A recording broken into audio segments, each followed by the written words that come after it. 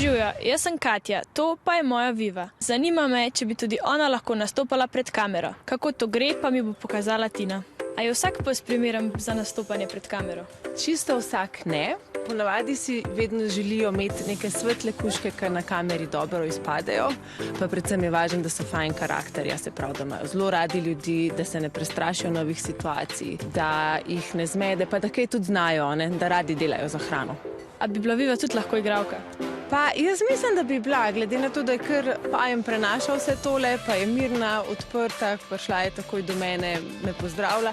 Kako pa se pes nauči scenarija? Mi preberemo scenarij, prevedemo ga v pasja vedenja. Težko mu razložimo, da mora biti žalosten, zna pa dati recimo glavo dol.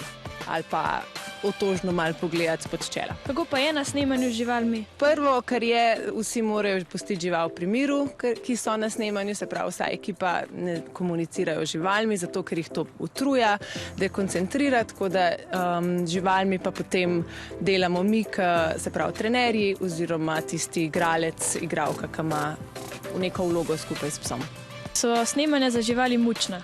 Joj, trudimo se, da so čim bolj prijetna, da sploh psi v njih zelo uživajo, da jim je fino, da dobijo en kup nagrad, da v bistvu ne vejo, da so na snemanju. Kakšne igralke pa so mačke?